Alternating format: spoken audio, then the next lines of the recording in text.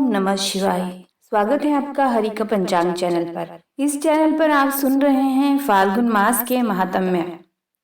आज आप रसपान करेंगे फाल्गुन मास के 6वें अध्याय का, जो विश्व की उत्पत्ति, स्थिति और लय आदि के एकमात्र कारण है। गौरी गिरिजा कुमारी उमा के पति हैं, तत्वज्ञ हैं, जिनकी कीर्ति का कहीं अंत नहीं है, जो माया के आश्रय लेकर भी उससे अत्यंत दूर है तथा जिनका स्वरूप अचिंत्य है। उन विमल बोध स्वरूप भगवान शिव को मैं प्रणाम करता हूँ। मैं स्वभाव से ही उन अनादि शांत स्वरूप एकमात्र पुरुषोत्तम शिव की वंदना करता हूँ, जो अपनी माया से इस संपूर्ण विश्व की सृष्टि करके आकाश की भांति इसके भीतर और बाहर भी स्थित है। जैसे लोहा चुंबक से आकृष्ट होकर उसके पास ही लटका रहता है, उसी प्रकार ये सारे जगत सदा सब और जिसके आसपास ही भ्रमण करते हैं। जिन्होंने अपने से ही इस प्रपंच को रचने की विधि बताई थी, जो सबके भीतर अंतर्यामी रूप से विराजमान है तथा जिनका अपना स्वरूप अत्यंत गूढ़ है, उन भगवान शिव की मैं सादर वंदना करता हूँ। श्री व्यास जी कहते हैं, जगत के पिता भगवान शिव, जगत माता कल्याणमयी पार्वती तथा उनके पुत्र श्री गणेश जी को नमस्कार करके हम इस पुराण का वर्णन करते हैं। एक समय की बात है, नैमिषारण्य में निवास करने वाले शौनक आदि सभी मुनियों ने उत्तम भक्तिभाव के साथ श्री सूत जी से कहा।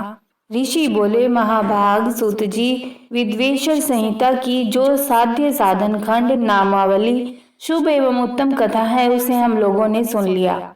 उसका आदि भाग बहुत ही रमणीय है तथा वह शिव भक्तों पर भगवान शिव का वात्सल्य स्नेह प्रकट करने वाली है। हे विद्वान, अब आप भगवान शिव के परम उत्तम स्वरूप का वर्णन कीजिए, साथ ही शिव और पार्वती के दिव्य चरित्रों का पूर्ण रूप से श्रवण कराइए। हम पूछते हैं, निर्गुण महेश्वर लोक में सगुण रूप कैसे धारण करते हैं? हम सब लोग विचार करने पर भी शिव के तत्व को नहीं समझ सकते। सृष्टि के पहले भगवान शिव किस प्रकार अपने स्वरूप से स्थित होते हैं, फिर सृष्टि के मध्य काल में वे भगवान किस तरह क्रीड़ा करते हुए सम्यक व्यवहार बर्ताव करते हैं, और सृष्टि कल्प का अंत होने पर वे महेश्वर देव किस रूप में स्थित रहते हैं। लोक कल्याणकारी शंकर कैसे प्रसन्न होते हैं, और प्रसन्न हुए महेश्वर अपने भक्तों तथा दूसरों को कौन सा उत्तम फल प्रदान करते हैं, यह सब हमसे कहिए। हमने सुना है कि भगवान शिव शीघ्र ही प्रसन्न हो जाते हैं। वे महान दयालु हैं, इसीलिए अपने भक्तों का कष्ट नहीं देख सकते। ब्रह्मा, विष्णु और महेश, ये तीन देवता शिव के ही अंग से उत्पन्न हुए हैं। उनके प्राकट्य की कथा तथा उनके विशेष चरित्रों का वर्णन कीजिए। प्रभु, आप उमा के आविर्भाव और विवाह की भी कथा कहिए। विशेषतः उनके गृहस्थ धर्म और अन्य लीलाओं का भी वर्णन कीजिए।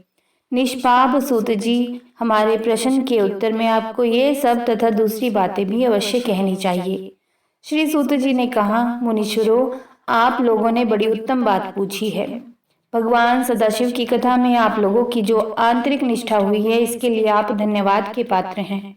ब्राह्मणों, भगवान शंकर का गुण अनुवाद सात्विक, राजस और तामस तीनों ही प्रकृति के मनुष्यों को सदा आनंद प्रदान करने वाला है। पशुओं की हिंसा करने वाले निष्ठुर कसाई के सिवा दूसरा कौन पुरुष उस गुण अनुवाद को सुनने से ऊब सकता है, जिनके मन में कोई तृष्णा नहीं है। ऐसे महात्मा पुरुष भगवान शिव के उन गुणों का गान करते हैं, क्योंकि वह गुणावली संसार रूपी रोग की दवा है, मन तथा कानों को प्रिय लगने वाली और संपूर्ण मनोरथों को देने वाली है। हे ब्राह्मणों, आप लोगों के प्रश्न के अनुसार मैं यथा बुद्धि प्रयत्न पूर्वक शिव लीला का वर्णन करता हूँ। आप आदर पूर्वक सुने। जैसे आप लोग पूछ रहे हैं, उसी प्रकार देवऋषि नारद जी ने शिवरूपी भगवान विष्णु से प्रेरित होकर अपने पिता से पूछा था। अपने पुत्र नारद का प्रश्न सुनकर शिव भक्त ब्रह्मा जी का चित्त प्रसन्न हो गया, और वे उन मुनि शिरोमणि को हर्ष प्रदान करते हुए प्रेम पूर्वक भगवान शिव के यश का गान करने लगे।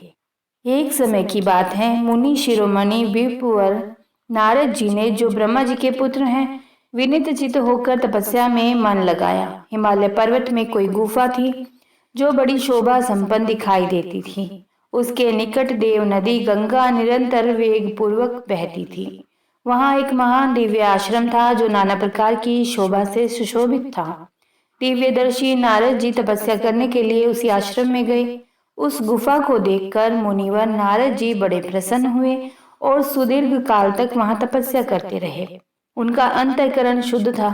वे दृढ़ता पूर्वक आसन बांधकर मौन हो प्राणायाम पूर्वक समाधि में स्थित हो गए। ब्राह्मणों, उन्होंने वह समाधि लगाई जिसमें ब्रह्मा का साक्षात्कार कराने वाला अहम ब्रह्मास्मि यह विज्ञान प्रकट होता है। मुनिवर नारद जी जब इस प्रकार तपस्या करने लगे उस समय यह समाचार पाकर देवराजेंद्र कांप उठे। वे मानसिक संताप से विह्वल हो गए। ये नारद मुनि मेरा राज्य लेना चाहता है। मन ही मन ऐसा सोचकर इंद्र ने उनकी तपस्या में विघ्न डालने के लिए प्रयत्न करने की इच्छा की। उस समय देवराज ने अपने मन से कामदेव का स्मरण किया। स्मरण करते ही कामदेव आ गए। महेंद्र ने उन्हें नारद जी की तपस्या विघ्न डालने का आदेश दिया। यह आज्ञा पाकर कामदेव बसंत को साथ ले बड़े गर्व से उस स्थान पर गए और अपना उपाय करने लगे। उन्होंने वहां शीघ्र ही अपनी सारी कलाएं रच डाली। बसंत ने भी मदमद होकर अपना प्रभाव अनेक प्रकार से प्रकट किया। मुनिवरों, कामदेव और बसंत के अथक प्रयत्न करने पर भी नारद मुनि के चित्त में विकार नहीं उत्पन्न हुआ। महादेव जी के अनुग्रह से उन दोनों का गर्व चूर्ण हो गया, यानी कि उनका घमंड मिट गया। शौनक आदि महर्षियों, ऐसा होने में जो कारण था उसे आदर पूर्वक सुनो। महादेव जी की कृपा से ही नारद मुनि पर कामदेव का कोई प्रभाव नहीं पड़ा।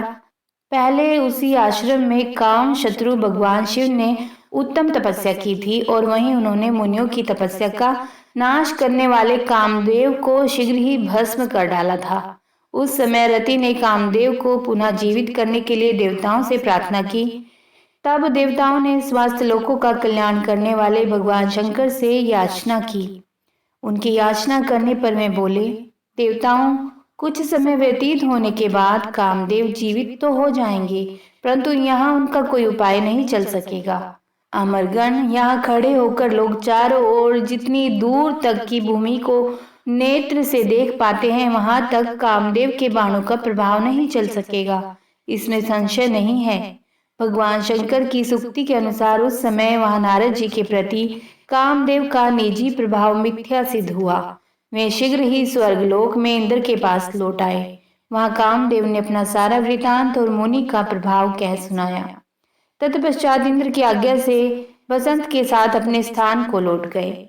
उस समय देवराज इंद्र को बड़ा विस्मय हुआ। उन्होंने नारद जी की बुरी बुरी प्रशंसा की, परंतु शिव जी की माया से मोहित होने के कारण वे उस पूर्व वृतांत को स्मरण नहीं कर सके। वास्तव में संसार के भीतर सभी प्राणियों के लिए शंभु की माया को जानना अत्यंत कठिन है। जिसने भगवान शिव के चरणों में अपने आप को समर्पित कर दिया है, उस भक्त को छोड़कर शेष सारा जगत उनकी माया से मोहित हो जाता है। नारद जी भी भगवान शंकर की कृपा से वहां चिरकाल तक तपस्या में लगे रहे। जब उन्होंने अपनी तपस्या को पूर्ण हुआ समझा तब वे मुनि उससे विरत हो गए। कामदेव पर मेरी विजय हुई ऐसा मानकर उन मुनीश्वर के मन में व्यर्थ ही गर्व हो गया। भगवान शिव की माया से मोहित होने के कारण उन्हें यथार्थ तक का ज्ञान नहीं रहा।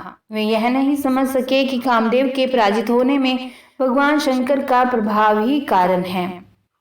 उस माया से अत्यंत मोहित हो मुनि शिरोमणि नारद अपना काम विजय संबंधी वृतांत बताने के लिए तुरंत ही कैलाश पर्वत पर गए। उस समय वे विजय के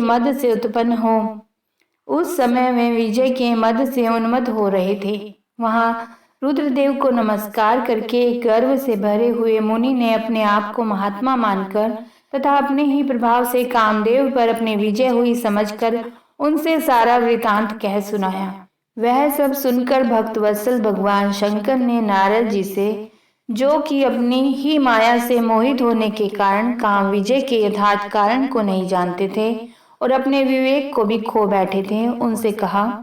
रुद्र बोले, तात नारद, तुम बड़े विद्वान हो, धन्यवाद के पात्र हो, परंतु मेरी यह बात ध्यान देकर सुनो। आपसे फिर कभी ऐसी बात कभी भी न कहना, विशेषतः भगवान विष्णु के सामने इसकी चर्चा कदापि न करना। तुमने मुझसे अपना जो वृतांत बताया है उसे पूछने पर भी दूसरे के सामने मत कहना। यह सिद्धि संबंधी वृतांत सर्वथा गुप्त रखने योग्य है। इसे कभी किसी पर प्रकट नहीं करना चाहिए। तुम मुझे विशेष प्रिय हो, इसीलिए अधिक जोर देकर मैं तुम्हें यह शिक्षा देता हूँ और इसे ना कहने की आज्ञा देता हूँ, क्योंकि तुम भगवान विष्णु के भक्त हो और उनके भक्त होते हुए भी मेरे अत्यंत अनुगामी हो। इस प्रकार बहुत कुछ कहकर संसार की सृष्टि करने वाले भगवान रुद्र ने नारद जी को शिक्षा दी। अपने वृतांत को गुप्त रखने के लिए उन्हें समझाया बुझाया, परंतु वे तो शिव की माया से मोहित थे, इसीलिए उन्होंने उनकी दी हुई शिक्षा को अपने लिए हितकर नहीं माना। तदनंतर मुनि शिरोमणि नारद ब्रह्मलोक में गए। वहां ब्रह्मा जी को नमस्कार करके उन्होंने कहा, पिताजी, मैंने अपने तपोबल से कामदेव को जीत लिया है। उनकी वह बात सुनकर ब्रह्मा जी ने भगवान शिव के चरण अरविंदों का चिंतन किया और सारा कारण जानकर अपने पुत्र को यह सब कहने से मना किया। परंतु नारद जी शिव की माया से मोहित थे, अतएव उनके चित्त में मद का अंकुर जम गया था, उनकी बुद्धि मारी गई थी। इसीलिए नारद जी अपना सारा वृतांत भगवान विष्णु के सामने कहने के लिए वहां से शीघ्र ही विष्णु लोक में गए। नारद मुनि को आते देखकर भगवान विष्णु बड़े आदर से उठे और शीघ्र ही आगे बढ़कर उन्होंने मुनि को हृदय से लगा लिया। मुनि के आगमन का क्या हेतु है, इसका उन्हें पहले से ही पता था। नारद जी को अपने आसन पर बिठाकर भगवान शिव के चरण अरविंदों का चिंतन करके श्री हरि ने उनसे पूछा। भगवान विष्णु बोले, तात कहाँ से आते हो, यहाँ किस लिए तुम्हारा आगमन हुआ है। मुनि श्रेष्ठ, तुम धन्य हो, तुम्हारे शुभ आगमन से मैं पवित्र हो गया। भगवान विष्णु का यह वचन सुनकर गर्व से भरे हुए नारद मुनि ने मद से मोहित होकर अपना सारा वृतांत बड़े अभिमान के साथ कह सुनाया। नारद मुनि का वह अहंकार युक्त वचन सुनकर मन ही मन भगवान विष्णु ने उनकी काम विजय के यथार्थ कारण को पूर्ण रूप से जान लिया। तत्पश्चात श्री विष्णु बोले, हे मुनि श्रेष्ठ, तुम धन्य हो, तपस्या तो भंडार ही है, तुम्हारा हृदय तो बड़ा उदार है। मुने, जिसके भीतर भक्ति ज्ञान और वैराग्य नहीं होते, उसी के मन में समस्त दुखों को देने वाले काम मोह आदि विकार शीघ्र उत्पन्न होते हैं। तुम तो नैष्ठिक ब्रह्मचारी हो और सदा ज्ञान वैराग्य से युक्त रहते हो, फिर तुम में काम विकार कैसे आ सकता है। तुम तो जन्म से ही निर्विकार तथा शुद्ध बुद्धि वाले हो। श्री हरि की कही हुई ऐसी बातें जो सुनकर मुनि शिरोमणि नारद जोर जोर से हंसने लगे और मन ही मन भगवान को प्रणाम करके इस प्रकार बोले। नारद जी ने कहा, स्वामिन, जब मुझ पर आपकी कृपा है तब बेचारा कामदेव अपना क्या प्रभाव दिखा सकता है। ऐसा कहकर भगवान के चरणों में मस्तक झुकाकर इच्छा अनुसार विचरने वाले नारद मुनि वहां से चले गए। श्री सूत जी कहते हैं, मैं ऋषियों, जब नारद मुनि इच्छा अनुसार वहां से चले गए तब भगवान शिव की इच्छा से माया विशारद श्री हरि ने तत्काल अपनी माया प्रकट की। उन्होंने मुनि के मार्ग में एक विशाल नगर की रचना की, जिसका विस्तार 100 योजन था। वह अद्भुत नगर बड़ा ही मनोहर था। भगवान ने उसे अपने बैकुंठ लोक से भी अधिक रमणीय बनाया था। नाना प्रकार की वस्तुएं उस नगर की शोभा बढ़ाती थी। वहां स्त्री और पुरुषों के लिए बहुत से विहार स्थल थे। वह श्रेष्ठ नगर चारों वर्णों के लोगों से भरा था। वहां शील नदी नामक ऐश्वर्यशाली राजा राज्य करते थे। वे अपनी पुत्री का स्वयंवर करने के लिए उद्यत थे, अतः उन्होंने महान उत्सव का आयोजन किया था। उनकी कन्या का वरण करने के लिए उत्सुक हो चारों दिशाओं से बहुत से राजकुमार पधारे थे, जो नाना प्रकार की वेशभूषा तथा सुंदर शोभा से प्रकाशित हो रहे थे। उन राजकुमारों से वह नगर भरा पूरा दिखाई देता था। ऐसे सुंदर राजनगर को देख नारद जी मोहित हो गए थे। वे राजा शीलनिधि के द्वार पर गए। मुनि शिरोमणि नारद को आया देख महाराज शीलनिधि ने श्रेष्ठ रतन में सिंहासन बिठाकर उनका पूजन किया। तत्पश्चात अपनी सुंदरी कन्या को, जिसका नाम श्रीमती था, बुलवाया। उससे नारद जी के चरणों में प्रणाम करवाया। उस कन्या को देखकर नारद मुनि चकित हो गए और बोले, राजन, यह देव कन्या के समान सुंदरी महाभागा कन्या कौन है। उनकी यह बात सुनकर राजा ने हाथ जोड़कर कहा, मुने, यह मेरी पुत्री है, इसका नाम श्रीमती है। अब इसके विवाह का समय आ गया है। वह अपने लिए सुंदर वर चुनने के निमित्त स्वयंवर में जाने वाली है। इसमें सब प्रकार के शुभ लक्षण लक्षित होते हैं। मैं ऋषि, आप इसका भाग्य बताइए। राजा के इस प्रकार पूछने पर काम से विहल हुए मुनिश्रेष्ठ नारद उस कन्या को प्राप्त करने की इच्छा मन में लिए राजा को संबोधित करके इस प्रकार बोले। इसके पश्चात जो भी श्री नारद मुनि ने राजा से कहा वह आप अगले अध्याय में सुनेंगे। ओम नमः शिवाय। श्री शिवाय नमस्तुभ्यं। यदि यह वीडियो इसमें दी हुई जानकारी आपको अच्छी लगी है तो इसे लाइक जरूर करिए और कमेंट बॉक्स में ओम नमः शिवाय अवश्य ही लिखिए। ओम नमः शिवाय।